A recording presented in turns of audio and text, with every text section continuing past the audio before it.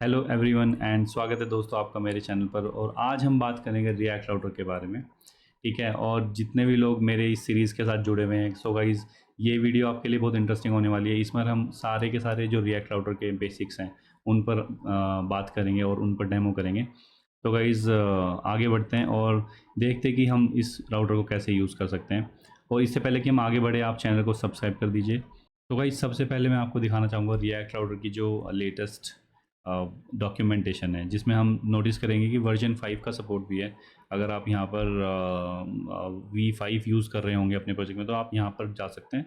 Otherwise आप पहले वाला जो सेक्शन है उस पर क्लिक कर सकते हैं, जहाँ पर आप वो राउटर 6 के बारे में जान रहे होंगे। वहाँ पर जितनी भी इंफॉर्मेशन शेयर की गई है, ठीक है, वो आपको देखने को मिल जाएगी। तो राइट साइड में आप नोटिस करोगे आपको टॉपिक बाय टॉपिक चीज़ें दी गई। अगर नेस्टेड राउटिंग के बारे में देखना है, आपको रीडार्स के बारे में देखना है। और लेफ्ट साइड में आप क्या नोटिस करोगे, टॉपिक वाइज आपको सभी एग्जांपल्स दिए गए हैं हर चीज़ के।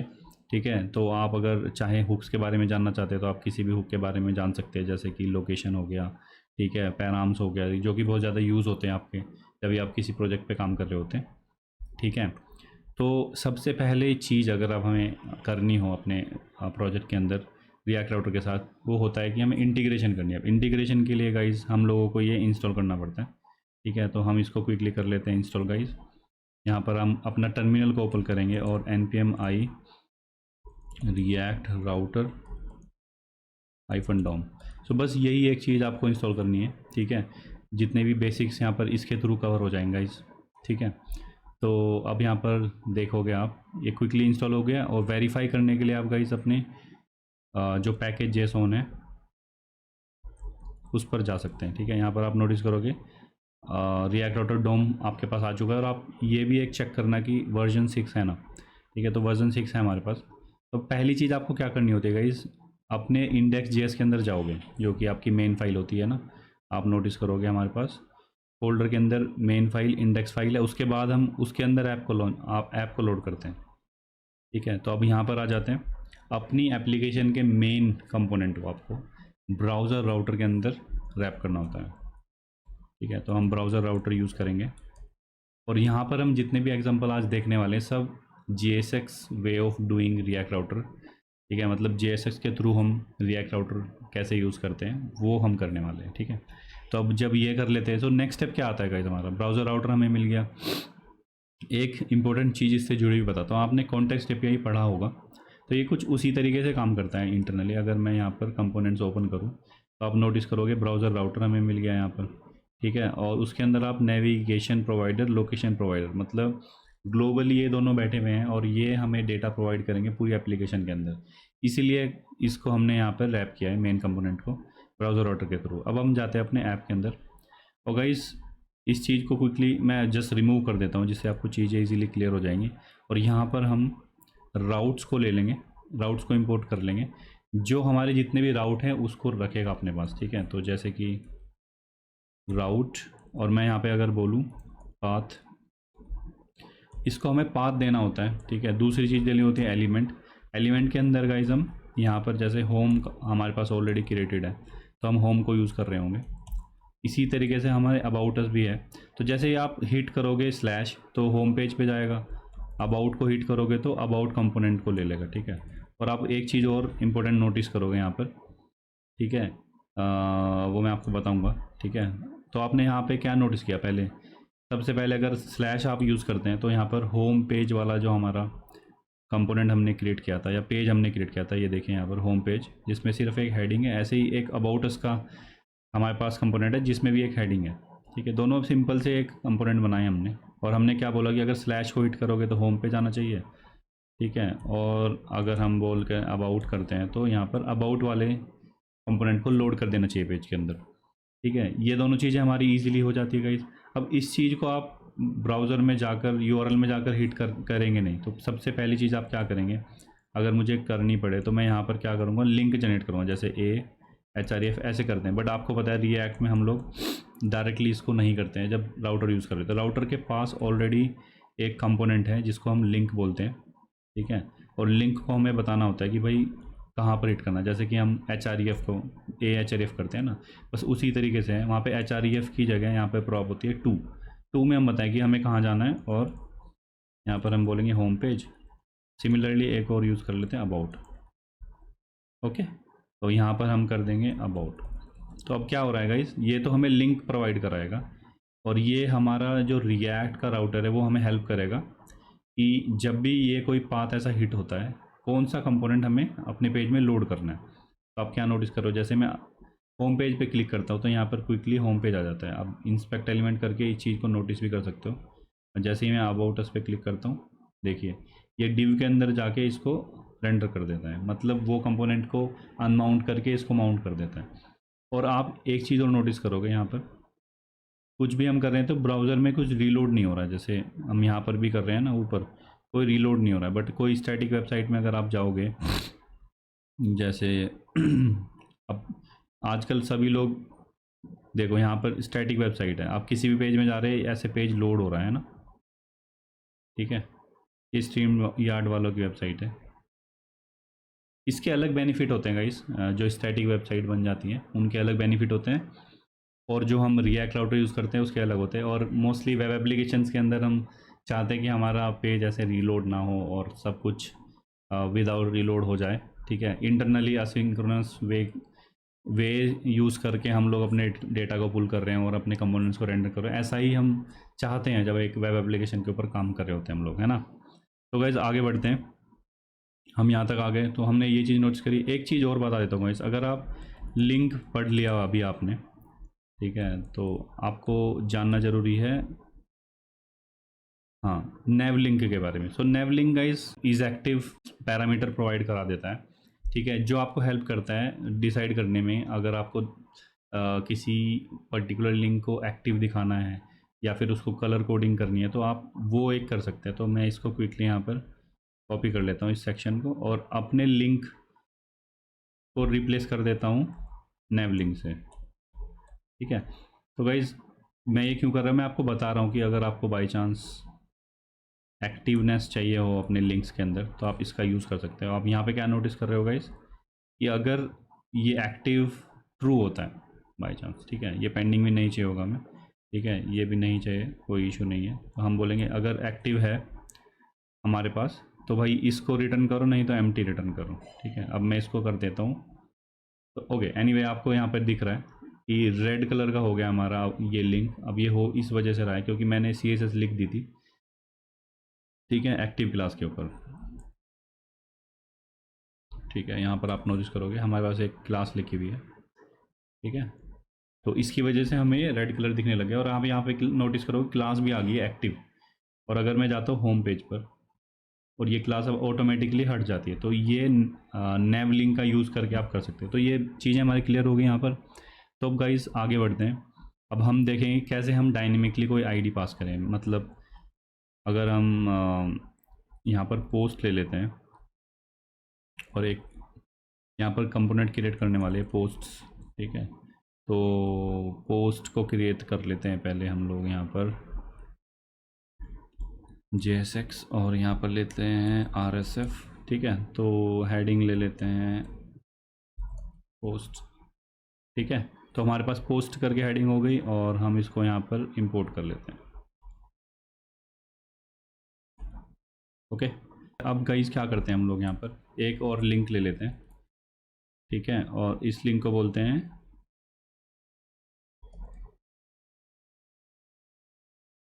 पोस्ट। तो गाइस आपको नोटिस में आ रहा है कि ओके यहाँ पर हम एक चीज़ और करते हैं कि क्योंकि यहाँ पर गैप कुछ नहीं आ रहा तो हमें समझ नहीं आ रहा, तो या तो हम BR लगा लेते हैं, ठीक है, जिससे कि हमें थोड़ा इनके बीच में BR, ओके। अब हमें थोड़ा डिफरेंस दिख रहा है, ठीक है। तो अब मैं अगर पोस्ट पे क्लिक करता हूँ तो मैं पोस्ट पेज पे चला जाता हूँ। अब यहाँ पे क्या करते हैं गाइस, एक यहाँ पे कंपोनेंट बनाते हैं post.jsx, ठीक है, RSF, ठीक है। यहाँ पर हम एक हेडिंग ले लेते हैं पोस्ट हेडिंग, ओके। अब हम क्या करते हैं गाइस, यहाँ पर एक लिंक क्रिएट कर लेते हैं इसी तरीके से, लिंक post1 एंड post2, और हम बोलते हैं कि भाई टू पोस्ट, ठीक है, कॉलन सॉरी /ID।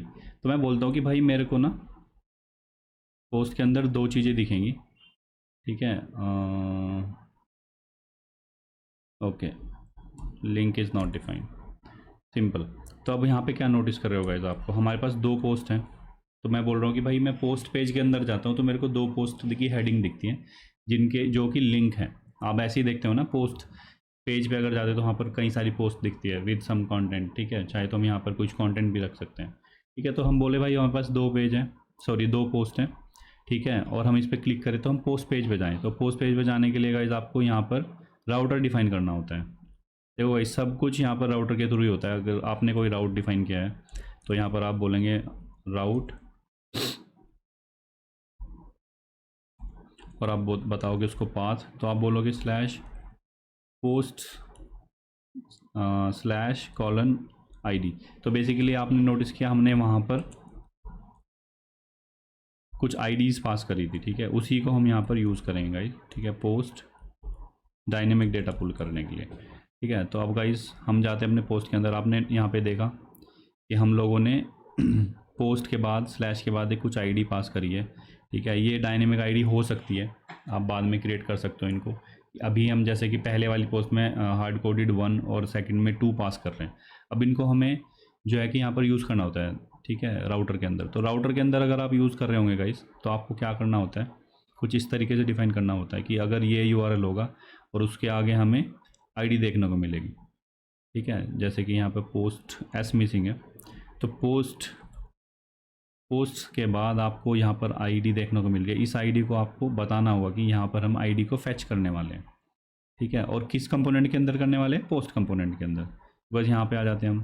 तो अब क्या नोटिस करोगे, ये जब मैं क्लिक करता हूँ नेविगेशन तो शुरू हो गया हमारा। यहाँ जाते हैं पोस्ट 2, तो हम यहाँ तो आने शुरू हो गए कि ये हमारा कंपोनेंट रेंडर होना शुरू हो गया। अब गाइज नेक्स्ट चीज़ है कि ये जो आईडी हम पास करें ये हम कैच नहीं कर पा रहे इस टाइम पे। तो गाइज यहाँ पर एक हुक हमें देता है रिएक्ट, जिसको हम बोलते हैं पैराम्स, क्योंकि हम आईडी भेज रहे हैं गाइज। तो हम आईडी को ही यहाँ पर डायरेक्टली डिस्ट्रक्चर कर लेंगे और यूज़ पैराम्स हमें एक हुक मिलता है गाइज, ठीक है। अब यूज़ पैराम हुक आपको मिल गया। यूज़ पैराम हुक का आप यूज़ कर सकते हैं और इस आईडी को यहाँ पर शोकेस कर सकते हैं। तो आप यहाँ क्या नोटिस कर रहे हो, ठीक है। इस समय पे अगर आपके यूआरएल में 2 आ रहा है, यहाँ पे नोटिस करो 2 आ रहा है, तो यहाँ पर 2 दिखेगा, और अगर 1 आएगा तो 1 दिखेगा। तो आप क्या कर सकते हैं, यहाँ पर नेक्स्ट स्टेप क्या होगा, अगर आपको ये मिल रहा है तो आपको पता है कि हम यूज़ इफ़ेक्ट सीख चुके हैं ऑलरेडी। तो हम यूज़ इफ़ेक्ट लगा कर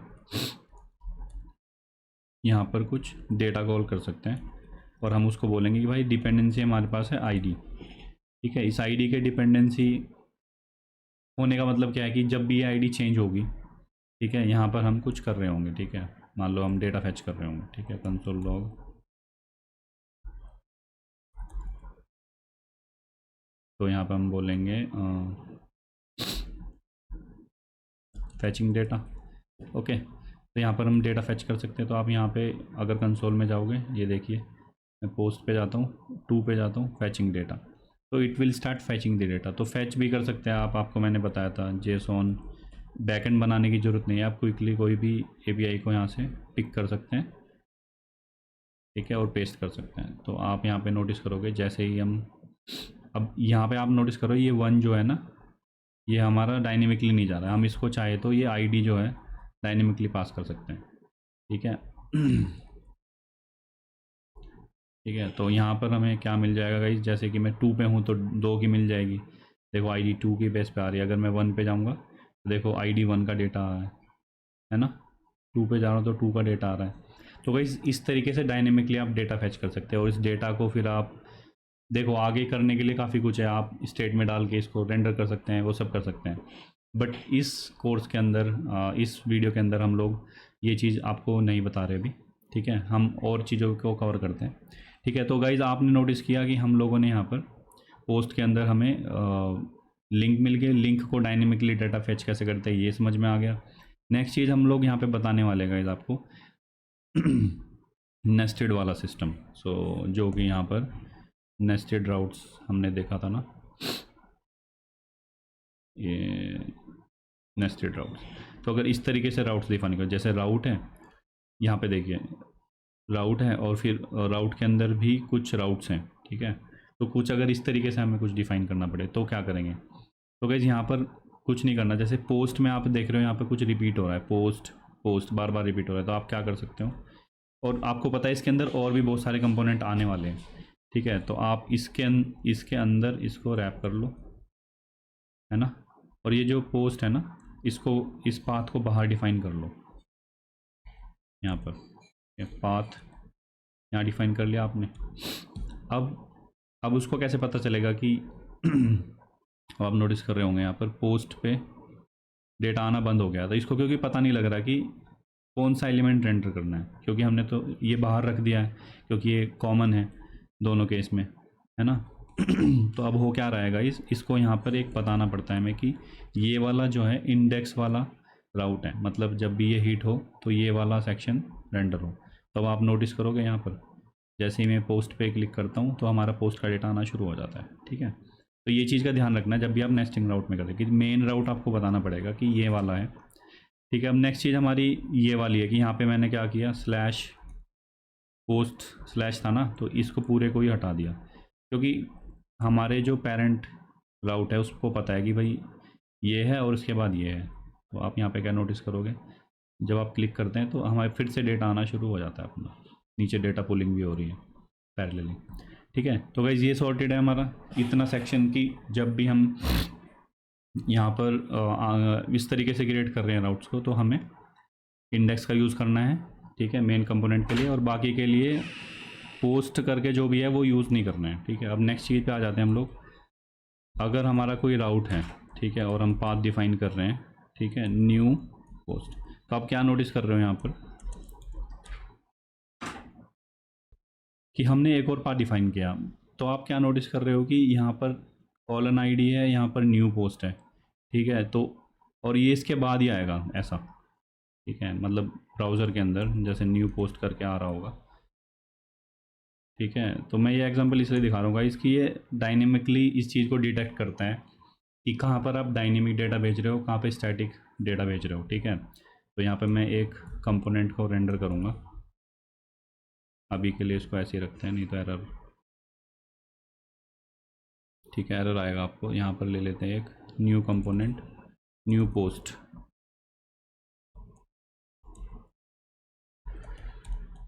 ओके, सो RSF। तो ये एग्जांपल बताने का मतलब ये है कि राउटर 6 में ये चीज़ डायनेमिकली फैच हो जाती है, या राउटर 6 को ये डायनेमिकली पता लग जाता है कि कहाँ पे आप डायनेमिक URL पास कर रहे हो और कहाँ पे आप स्टैटिक URL पास कर रहे हो, न्यू पोस्ट डेटा, ठीक है। तो अब हम इसको यहाँ पर यूज़ कर लेते हैं, न्यू पोस्ट डेटा। तो अब क्या हो रहा है गाइस, हमें यहाँ पर एक और लिंक ऐड करना चाहिए, या तो पोस्ट के अंदर कर लेते हैं,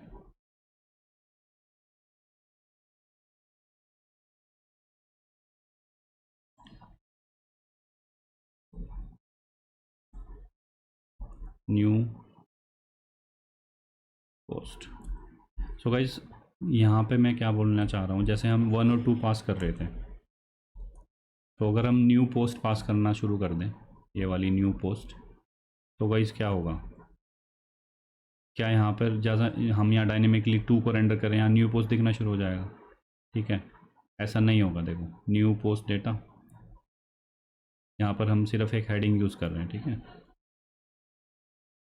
तो गाइस यहाँ पे आपने नोटिस किया कि अगर हम न्यू पोस्ट यूज़ कर रहे हैं तो वो दूसरे किसी कंपोनेंट को रेंडर कर रहा है, ठीक है, ना कि पोस्ट पे रिडायरेक्ट हो जा रहा है। तो ये डायनेमिकली इस चीज़ को डिटेक्ट कर रहा है कि अगर हमारे पास डायनेमिक डेटा है तो यहाँ पर जाना है, और अगर डायनेमिक डेटा नहीं है तो यहाँ पर जाना है, जबकि हम पोस्ट के अंदर ही हैं, ठीक है। अगर आप URL में नोटिस करोगे ना तो आपको ये चीज़ देखने को मिलेगी, देख रहे हो, पोस्ट स्लैश न्यू पोस्ट। तो इसको पता है कि गाइस हम कौन से स्टैटिक में जा रहे हैं कि डायनेमिक में जा रहे हैं। यहाँ पे देखो 1 आ रहा है तो इस वाले कंपोनेंट को रेंडर करना है, यहाँ पे जा रहे हो तो इसको रेंडर करना है, ठीक है। तो ये चीज़ आपको इजीली समझ में आ गई। अब हम क्या कर लेते हैं, नेक्स्ट चीज़ पे आ जाते हैं। अब यहाँ पे आप नोटिस करो, यहाँ पे हम कोई एलिमेंट नहीं पास कर रहे। अब यहाँ पे एलिमेंट पास करने का मतलब है कि हम कुछ ऐसा डिफ़ाइन करें ऐसा कंपोनेंट की जो ग्लोबली यूज़ हो रहा हो, मतलब इन सब में दिखेगा वो। इसका एग्जांपल ले लेते हैं, जैसे कि कोई लेआउट बना लेते हैं ना आप, हेडर फुटर वाली, और वो इन सब पेजेस में दिखनी चाहिए। तो हम यहाँ पे क्या कर लेते हैं, एक लेआउट बनाएंगे, इसको ओपन करने से पहले हम यहाँ पर एक फ़ोल्डर बना लेते हैं, लेआउट, और लेआउट के अंदर हम बना लेते हैं पोस्ट लेआउट .jsx, और यहाँ पर हम ले लेते हैं RSF। और हम क्या करने वाले गाइस, यहाँ पर हम लोग एक डिव ले लेते हैं, ठीक है, उसको बोलते हैं हेडर, और एक डिव ले लेते हैं, उसको बोलते हैं फुटर। ओके, ये दोनों चीज़ें ले ली हमने। मैं इसको थोड़ा H3 में रैप कर देता हूँ, जिससे कि थोड़ा दिखे, नहीं तो दिखता नहीं है, सब एक जैसे दिखते हैं फिर, है ना। ओके, तो आप क्या नोटिस कर रहे हो, हमारे पास हेडर फुटर है। अब ये लेआउट बन गई हमारी, और यहाँ पे कुछ डेटा आना चाहिए हमारा, तो हम इसको जस्ट अपने ऐप में कनेक्ट कर लेते हैं, अपने राउटर में कनेक्ट कर लेते हैं। यहाँ पर हम बोलते हैं भाई पोस्ट, अगर हम हिट करें, ठीक है, तो हमारी ये वाली लेआउट यूज़ होनी चाहिए, ठीक है, पोस्ट लेआउट। ओके, ये चीज़ रेंडर होनी चाहिए। तो अब हम जाते हैं पोस्ट के अंदर, तो आप क्या नोटिस कर रहे हो, हमारे हेडर फुटर तो यहाँ पर लोड होने शुरू हो गए, बट क्या ज़रूरी चीज़ लोड नहीं हो रही है, हमारी पोस्ट का डेटा, ठीक है। तो अब वो डेटा लॉन्च करने के लिए गाइस हमें यहाँ पर एक कॉन्सेप्ट होता है गाइस आउटलेट का। आप आउटलेट का यूज़ कर रहे होंगे। आउटलेट क्या करता है गाइस, जो भी चाइल्ड कंपोनेंट है, ठीक है, राउटर के अंदर, आपने देखा राउटर यहाँ पे पोस्ट है, और हमने पोस्ट लेआउट डिफाइन कर दिया, उसके अंदर कुछ सब राउट्स हैं, मतलब चाइल्ड्स हैं।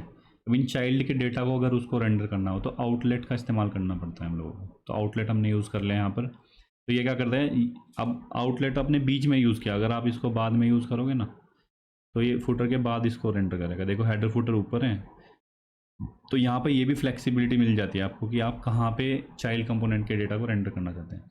मतलब एक तरीके का ये HOC हो गया ना, ठीक है, ओवरहेड हो गया कि इसके अंदर आप अपने चाइल्ड कंपोनेंट को रेंडर कर रहे हैं और आपको पता भी नहीं लग रहा है। अगर आप इसका नोटिस करोगे डॉम भी, तो आप कोई अलग से कुछ डिटरमाइन नहीं कर पाओगे। ये देखो यहाँ पर ये हेडर है, ये आपका पोस्ट का डेटा हो गया, और ये फुटर का डेटा हो गया, ठीक है। तो ये एक बेस्ट चीज़ है जो आपको रिएक्ट आउटर 6 में मिलती है। नहीं तो पहले हम लोगों को एक HOC लेआउट क्रिएट करनी पड़ती थी, फिर उसके अंदर चीज़ों को रैप करना पड़ता था, ये पुराने वाले राउटर के अंदर, जो कि इसमें बहुत ज़्यादा आसान हो गया, बहुत ज़्यादा फ्लेक्सिबल भी है ये राउटर ना। आप यहाँ पे नोटिस करोगे, अगर आपको इस राउटर के साथ देखो, हमने ऊपर लिंक भी यूज़ कर लिए हैं, ठीक है, और फिर बीच में राउट्स भी यूज़ कर रहे हैं, ठीक है, और आप यहाँ पर भी जाकर चाहो तो पोस्ट के अंदर भी कुछ राउट्स क्रिएट कर सकते हो।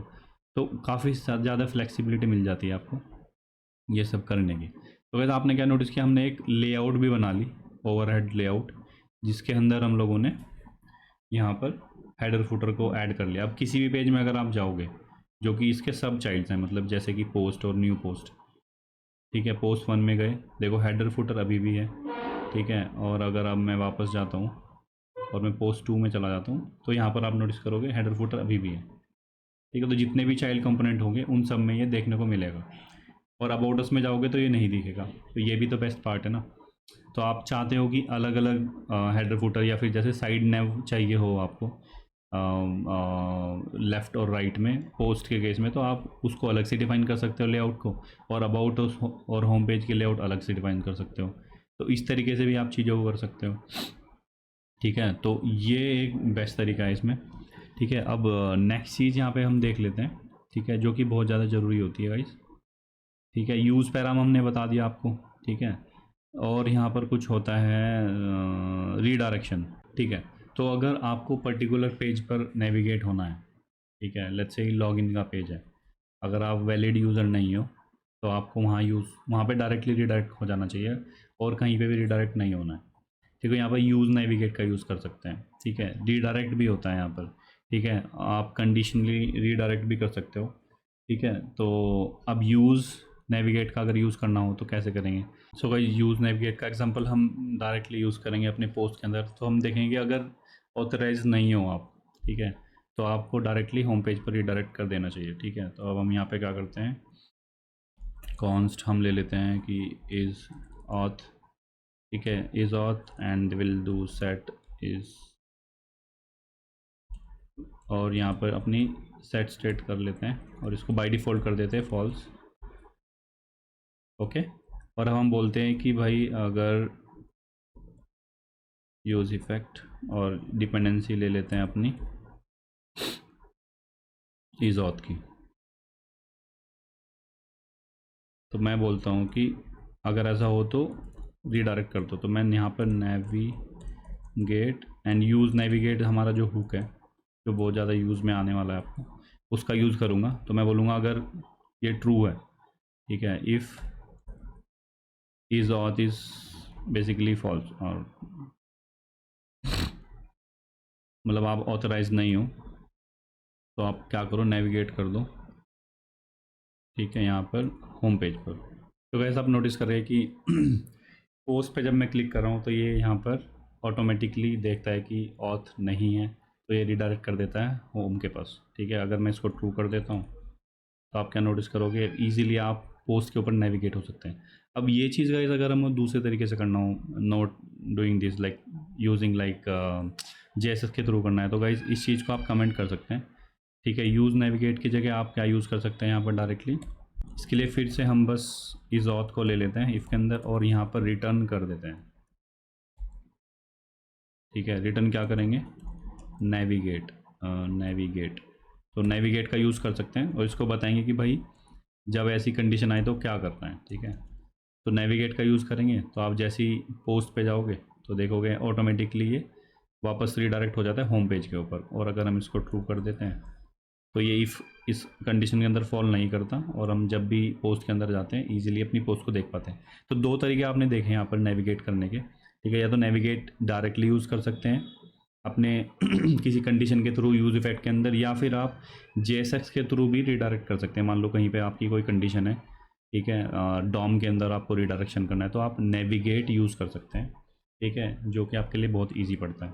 सो गाइज अब एक चीज़ आपको मैं लास्ट बताने वाला हूँ इस वीडियो के अंदर, ठीक है। जैसे कि आपको अगर डायनेमिकली यूआरएल्स जनरेट करने हो अपने, ठीक है, तो जनरेट पाथ का आप यूज़ कर सकते हैं। देखो आप जनरेट पाथ अगर आप यूज़ करोगे, ठीक है, तो डायनेमिकली आप अपनी जैसे यहाँ पे आईडी आपको पास करनी होगी तो उस ऑब्जेक्ट के अंदर आईडी पास कर सकते हैं, या फिर जैसे इमेज में टाइप आपको डायनेमिक पास करना होगा या उसका नेम पास करना हो, ठीक है, तो आप इस तरीके से इनको जनरेट कर सकते हैं, ठीक है। तो जनरेट पाथ आपको हेल्प कर देता है, ठीक है, आपके पाथ को जनरेट करने के लिए करने में। तो आप यहाँ पर क्या कर सकते हैं, डायरेक्टली इनको जनरेट पाथ,